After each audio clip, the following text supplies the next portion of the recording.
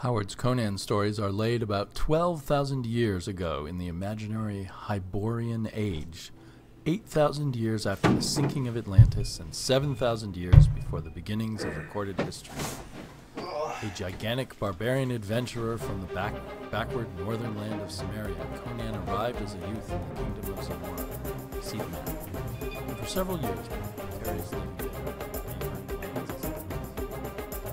Welcome, everyone, to Never Stay Dead. We are back. I don't know if either of us died in the meantime, but I'm here with Matt. Hello, Internet. I'm Matt. The man who loves the Internet. Today we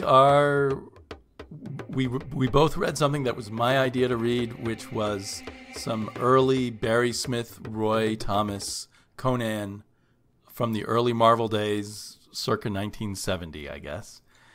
And I think you're underselling that. So, as long as I've known Damian, something that's come up repeatedly is not just Conan, but this era of Conan.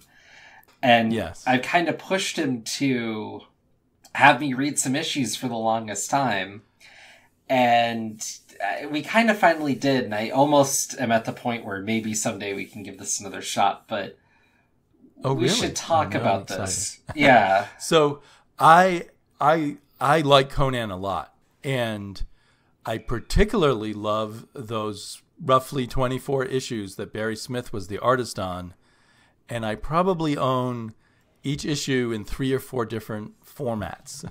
Wow. Including the original comics, black and white reprints, color reprints, hardback book reprints, digital reprints.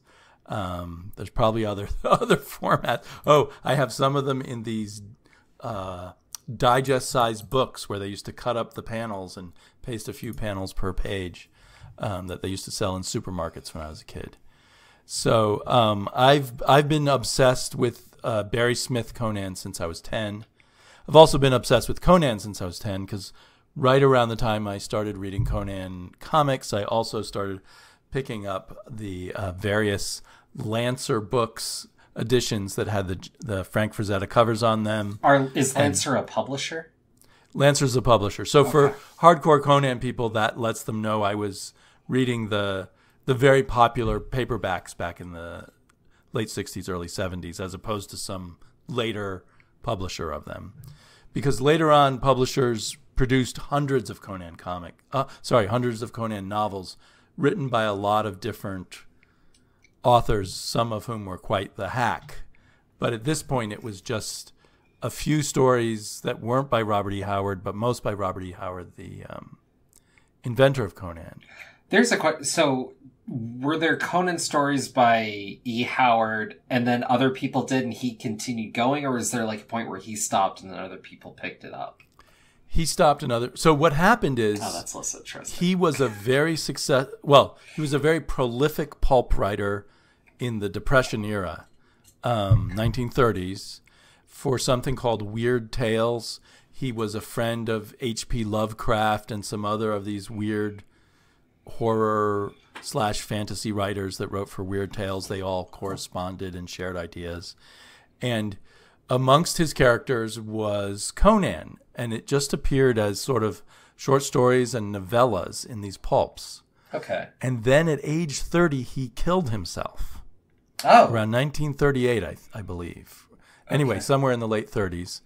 And then in the 50s, some fans of those old pulps started almost semi-professional or amateur press where they reprinted things like H.P. Lovecraft and Robert E. Howard, especially the Conan books for Robert E. Howard, in hardbacks that they, just sold a few hundred copies of. Give a little prestige to it to get people interested. Right. Maybe. So they kind of, just out of their love of it, kept it alive or brought it back. Okay. And there was a few writers. The most well-known one was a guy named L. Sprague de Camp, and also someone named Lynn Carter, who helped the people who were managing his estate find like old outlines and unfinished stories, and they finished them for him. So that was the first step in other people writing Conan things. And those went from hardbacks in the 50s to these paperbacks in the 60s that from a professional publisher that became and got the Frazetta covers and became immensely popular.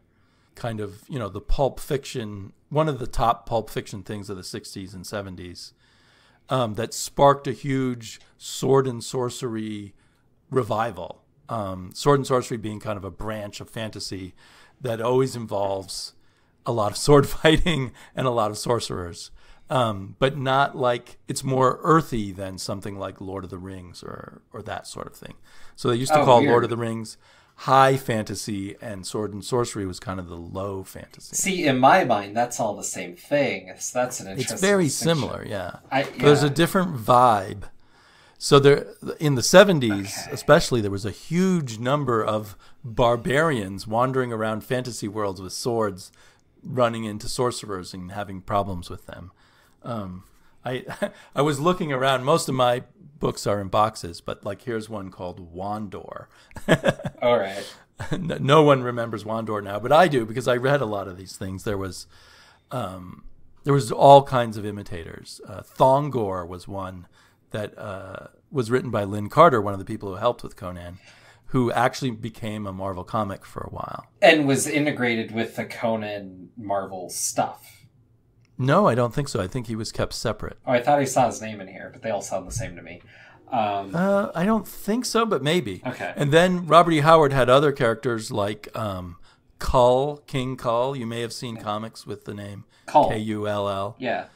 And he had one named Bran Mac Morn, who was a Reformation era swordsman and gunfighter, who was I can't remember. A Puritan. He was a Puritan. But they all kind of have some similarities to them.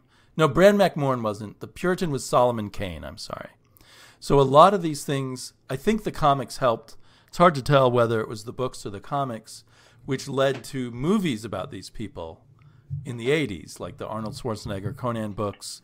There was a Kull movie with Ken Sorbo, something like that. They tried to make a Kull movie. They tried to make a Solomon Kane movie. And there's been, I think, Conan games and all of that kind of stuff. But it all started in the 1930s with these very vivid, brutal, sexist and racist, as pulps were back then, kind of pulp stories. Oh, and the Conans were too? Yeah, so all the Conan stories started by this Robert E. Howard guy who killed himself in 1938. Oh, I meant they were like racist and sexist overtly too? Or... Yeah. Okay, because I wasn't they're obviously sexist, right? You can tell that even from the comics. Can't you? I mean, Women are betrayers and either that or people to be saved, they're helpless, or they're manipulators. I don't know. The sexism isn't really overt. And, of course, you have the excuse of this is like medieval times and there's slavery and all of that. Yeah, I think there was like 2 women that popped up in the few issues I read. So I didn't want to just throw the entire line under the bus, as it were, or whatever. And I guess the other thing to think about it in terms of its pulp origins is it was very much part of the mix of things like H.P. Lovecraft and other people who were inspired by Edgar Allan Poe. So it has that xenophobic, creepy, claustrophobic fear of the unknown, the horrors of the universe that are out there that you can't control, all of that kind of stuff that comes from H.P. Lovecraft. Because it was happening pretty much at the same time. And long before Lord of the Rings was written. But at least 20 or 30 years. But I doubt that J.R.R. Tolkien read any of this. Well, okay. I mean, so my question then about that is, what is it about the tone that sets this apart from something like Lord of the Rings? Because in my mind, they're the same thing. Well, I suppose it's the type of story, right? The Lord of the Rings is one long quest. An epic poem, almost. An epic. And Conan originally was completely not epic. There were no novels. It was just novellas. So more serialized, and so... And not a continuous story. Okay. So different stories would just be from different times in his life originally. So in one story, he's a thief and he's 17 years old. And then in another story, he's 45 and he's a king. And a lot of the stories, he's not even the central character. So it's like getting little slices of this imaginary history rather than the most important moment in this imaginary history, the way Lord of the Rings is. So maybe that's the difference between the high fantasy and the sword and sorcery. Which is interesting then, because if you pull in the Silmarillion, it's kind of that chopped up bit just all shoved into one book. I haven't read the Silmarillion. No one has. Except for, I've read a little bit of it, and I thought there were no actual characters or, real storylines. I mean, yeah, I'm not going to claim to know much about it. I just... And also, there's much more of a horror element in Conan, and it's generally much more lurid. There's much that I don't think is explicit, but there's a lot of hint at rape and torture and just all that kind of stuff. Well, that, and I imagine Conan as a whole is willing to be more brutal, more visceral, and more titillating. Right, and he's not a hero who has a sense of being a hero or having a purpose. Right. He's just surviving and moving around. And the whole theme of it is barbarian versus civilized person. And from that, you don't have the religious overtones that Lord of the Rings has. Yeah. Yeah. If anything, it's an atheist kind of book, right? Because the gods exist, but they're actually kind of weak and fading and going away. Wait, so what's... He keeps shouting Crom. So Crom is I don't know if it's ever very well explained, but he's the god of the Cimmerians. He's one of the Cimmerians, right? Cimmerians. Okay. And Crom is supposed to be a god who doesn't care at all about human beings. So they curse by him, but they don't pray to him or anything like that. Okay. And that first one that we read, the Conan number 3, the Grim Gray God, has another god who appears, who's fading. This is like the last appearance of this god before he fades away, I guess because his believers are all being killed off in this final battle. In issue 3. It's called in issue 3, The Twilight of the Grim Gray God. And the reason I picked this one for us to read is the first, well, it's only the 3rd issue, but I thought it was one of the best of the early issues, and certainly the first one where I really thought that both the artist and writer, Barry Smith, and the artist and Roy Thomas, the writer, put together something that really hung together well. Did you read that one first? No. But yes, okay. Of the ones you select was the first I read, but I skimmed... But you've read other Conan. Well, okay, yeah. In my life, I've been through some other Conan. But before this, I kind of skimmed through issues 1 and 2. Oh, you did? Okay. Just for myself. Because this is something I wanted to get to. Because you don't just like Conan. You seem to have, I don't know how to compare absorbed Conan fully. I guess you like Conan almost the way I like Deadpool, where there is this era and maybe a bit more, and you're curious about the character for a long time, but after a while, so I guess where I'm getting this from is, as many of you must be aware, a new Conan comic just came out. Right. And you did read that, right? And I did read that. And before you got to read the Grim Gray God or any of these other early ones. Yes. And so, but when you were talking about this new Conan, you said this wasn't your Conan. Right. And I made a video about it. Right. And so, and that was a great video. But to me, there's 3 eras of Deadpool that I like. And then after that, it's not my Deadpool, which is harder for me because I feel like you had an author that you liked Conan on. Then after that, maybe Diminishing Returns. Right. Whatever. With Deadpool, it's a little harder for me because there's this chunk of over a decade where I thought the character was great and then not so much because it got maimed, essentially. But it's that similar idea where it's not my Deadpool. It's not your Conan.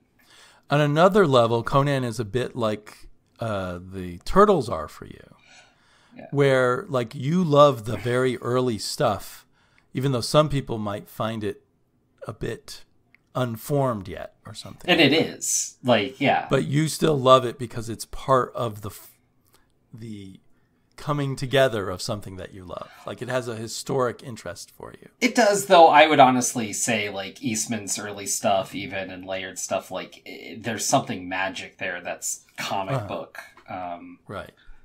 So for me, the magic began with issue 3. Okay. Oh, that was your first. And but that's not the first one I read, actually. I came to it later. In one of those digests I found at a grocery store, I think. But the first one I actually read was the second one of that Elric duology. Which that is a confusing story because they try to pack like a whole novel's worth into 2 issues. Yeah. And a novel where he intersects with someone from a different fantasy series that was a popular series of novels at the time. Was Elric his own?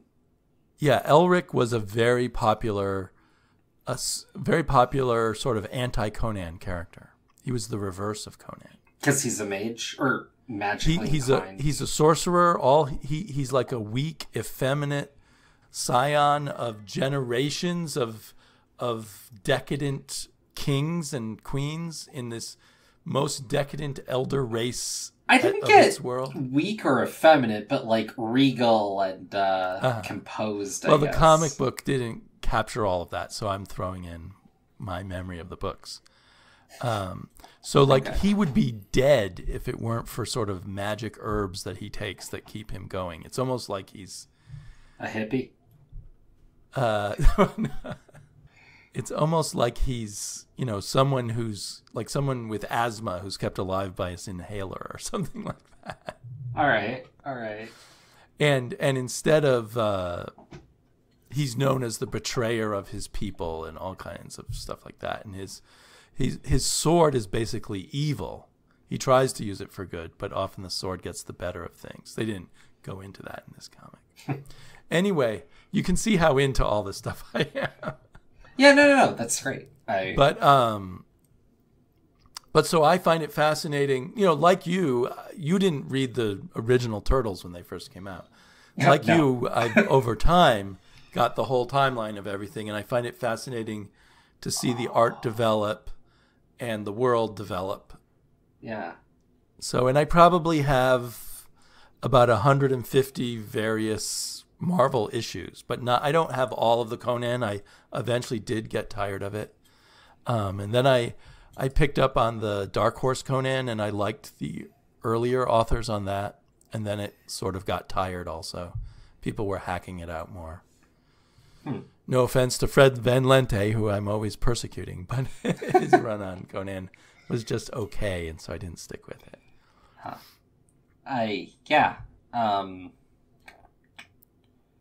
So where do you want to start? Do you want to talk about what you thought about Conan from other stuff you read before I push this on you, or do you want to start with what you thought of of these Barry Smith Conan issues? So you've talked about Conan for years, and it was like only a year or so ago that I actually read any Conan whatsoever, which was a Fred Van Lente. Because I was at his table at a con, and we were just talking. And he didn't have much of anything to pick up, but he had this Conan book, and I thought, why not? Yeah. And went for it. And I thought it was okay when I read it, but it is wildly different from any other Conan stuff I have read now, and also more like other stuff I've read, and less like Conan. So right, but compared to the new Jason Aaron Conan, judging from the one issue of it, Fred Van Lente at least was close enough that I could project my idea of Conan into the books that I read. I didn't read the whole series. But very quickly, to go to the Jason Aaron Conan, I saw someone who was saying it positively, but I think sums it up very well to why I don't think I'm very excited, is that he's doing exactly what he did with Thor, with kind of these meeting of the generations of this epic character, which don't get me wrong, has some interesting potential, but it's literally what he did with Thor, and now he's just playing the same card again, and that's the least interesting thing Jason Aaron could have done. Right. And for me, an important element of Conan that is perhaps Barry Smith's strong point sometimes, especially as he got better, is the sense of a imaginary history, an imaginary world there. And Jason Aaron didn't seem very interested in that at all, judging by, what we've seen of his work so far. He's just interested in Conan the Brute and then Conan the King, to compare those two different selves, I guess. Mm-hmm. And so my struggle here and always with the Conan character is I just don't get Conan. I don't get what his wants are. I don't get what his objectives are. I don't get what his politics or lack of politics or he's just the protagonist. Right. And I don't really have anything else to work with. So I'm always trying to dial him, and there's all this kind of interesting stuff happening in or around him, but I can't even focus or care because I don't have the main character. So. Yeah, and maybe that has to do with Conan's roots in a different kind of non-modern fiction. Yeah. So I don't think in a way Conan is important as a character. Right. He's important as a symbol of something, and then he's important as someone who can wander through all these other layers of story.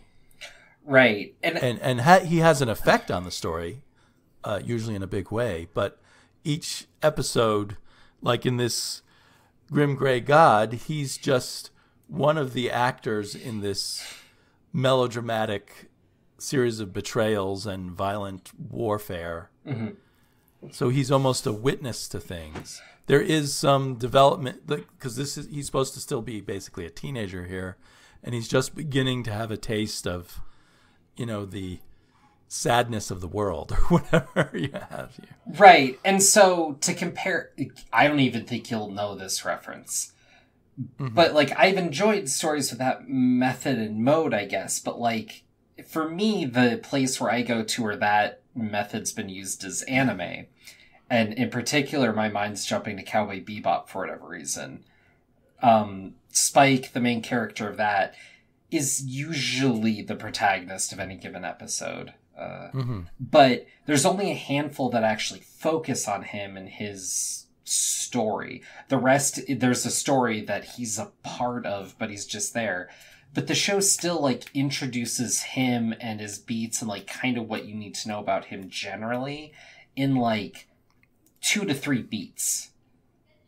And with Conan, I'm not getting any of that. And every time I pick up a Conan comic, it's a different thing.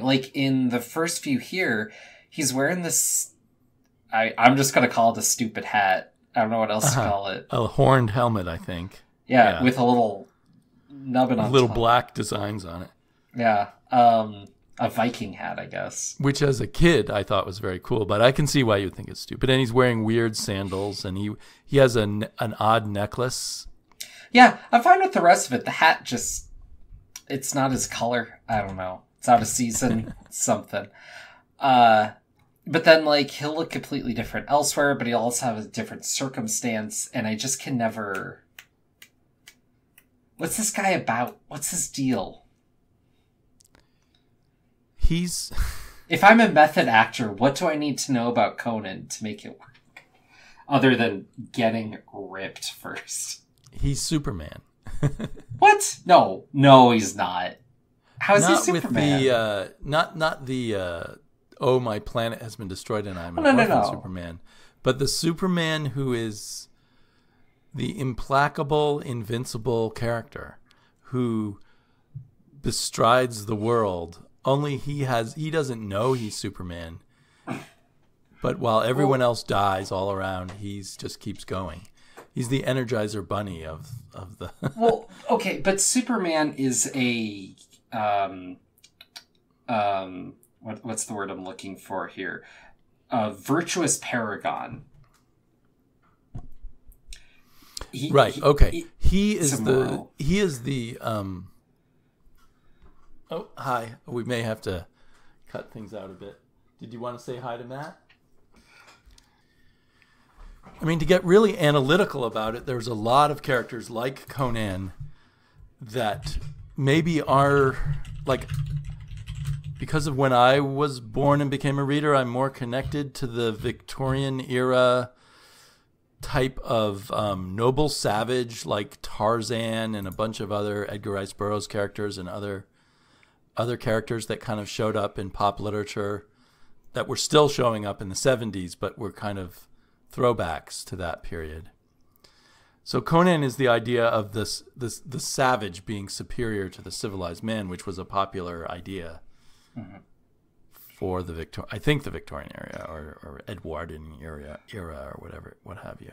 Right. I guess what's interesting about this too, that might be interesting for us to dig into someday, is like I haven't read much Conan. Like I said, I couldn't quite access the character, but like Cerebus, I can. And you've read the Conan-based issues of Cerebus, right? Because you started. Yeah, like the first 2 phone books. Right. Yeah. And I think, he gets less and less Conan-like. Yeah. Within the first 20 issues, I think. But the first, I don't know, I'm making it up, but 5 to 10 issues are literally pastiches of Barry Smith issues of Conan. Right. To the Red Sonja ripoff, to the whatever else. Right. And even the style is a kind of crude imitation of Barry Smith at times. The visual style. Yeah, it's weird because Sims is developing his art as you go, like every issue at that point until he lands on a style. So how much of it is parody and how much of it is him more or less tracing something? Yeah, there's an element of that, or at least imitating the inking style and what have you. Right. And Barry Smith was briefly an overwhelming influence on all the fanboys who wanted to be artists. Which, okay, so I didn't want to like rip or say anything too negative, because a lot of it is me not getting it. This isn't as much my thing, whatever taste or it may be. But I do want to point out that by at least issue 3, Barry Smith is not a great storyteller with his art throughout this issue. And that's part of what made this harder for me to get through. Huh. Because I really like the storytelling in issue 3. I'm not saying the story's bad in issue 3. Like, I think what Roy Thomas is laying down is fine. No, I really like the visual storytelling in issue 3. Okay. But you don't, which is fine. Well, so through the first half of the 3rd issue, Conan starts shackled to Pebble? He's manacled, kind of. Well, yeah, but he's manacled to, like... His wrists are shackled to each other. But, just each other? It looks like it's supposed to be a rock, and then he's... okay, so he's shackled together. Well, so that shows that for you, the visual storytelling was not clear, because I sensed that he just had a chain. Yeah, when you move past the first frame, it is more obvious. But then... He's shackled together, but then you end up on this white-bearded man pontificating forever. Who turns out to be the god Bori by the end of the issue. Right. But as you move along, like, whether or not Conan is in chains is kind of dubious. Because there's all these small frames with him, but he's moving around just fine. Like, it doesn't seem too big of a deal. And then they make a deal about him getting out of them and where it's struck and whatnot, but you never get quite a clear visual on that for the longest time.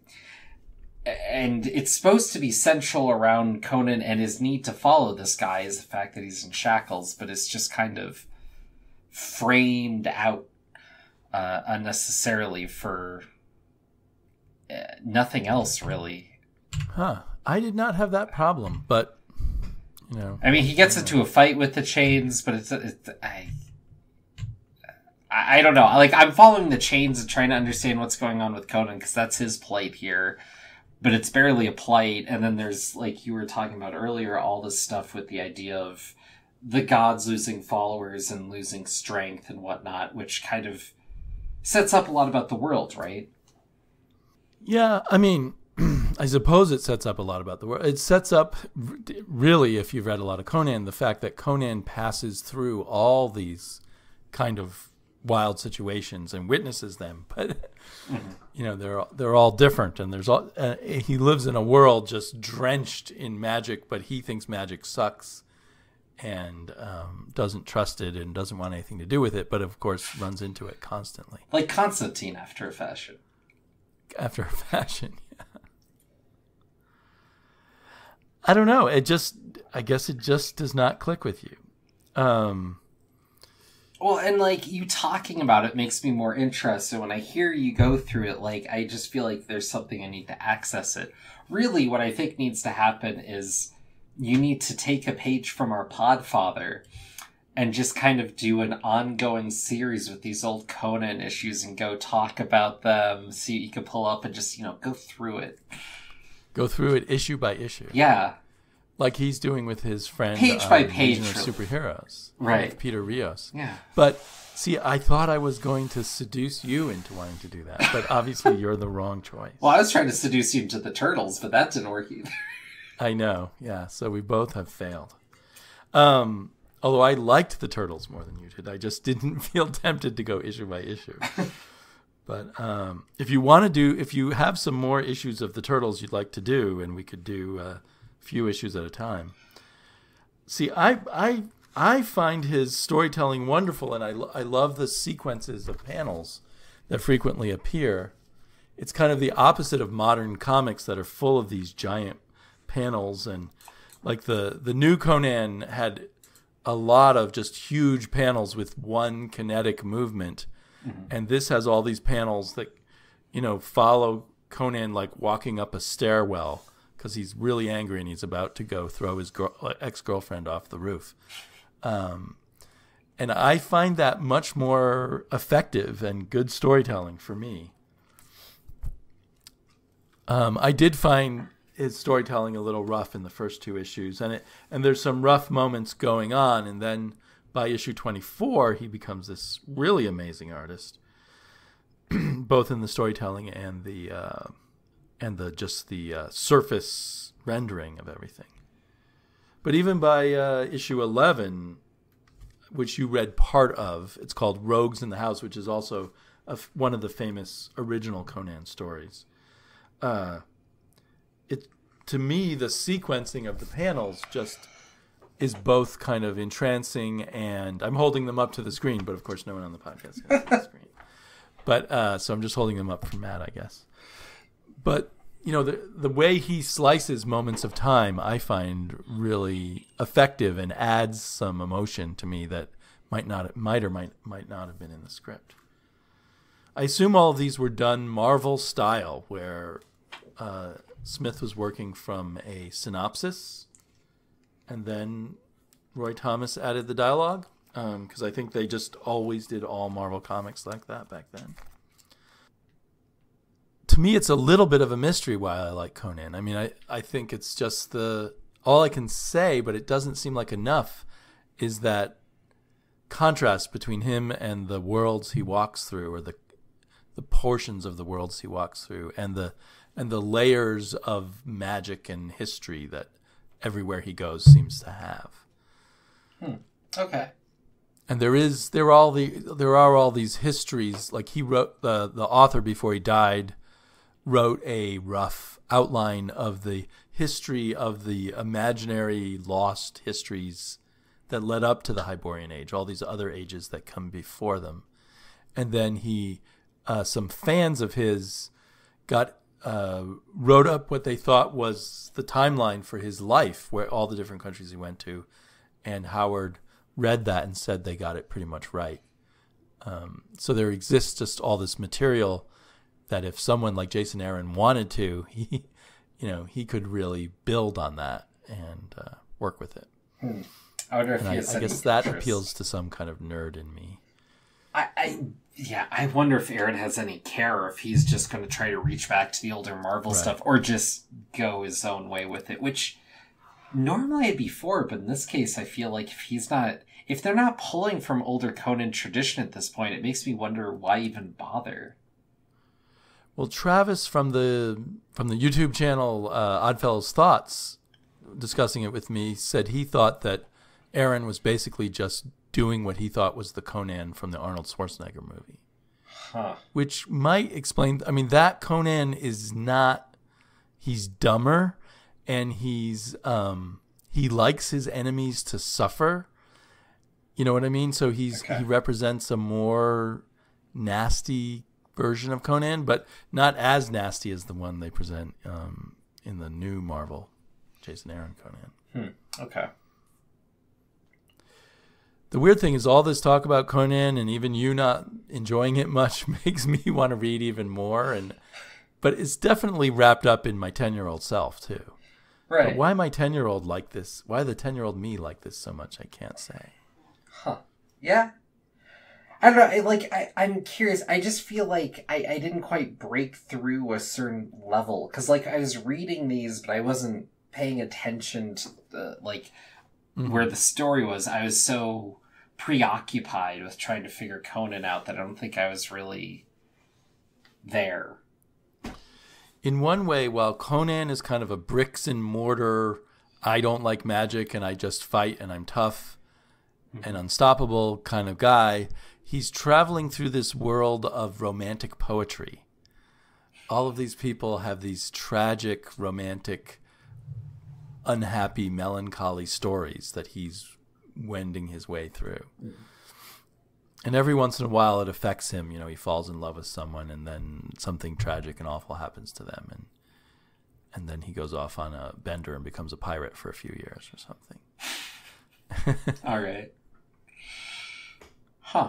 Okay, well, for those of you who are aware of my video channel, I do have some hopes of maybe doing some issue-by-issue in-depth stuff on some of my favorite Conan issues, because this has stirred up that urge. Probably looking at the art even more than the stories, really. So that's another thing, that when the artists capture that fantasy world, I really enjoy. So we will be back unless we really do die. Ho ho.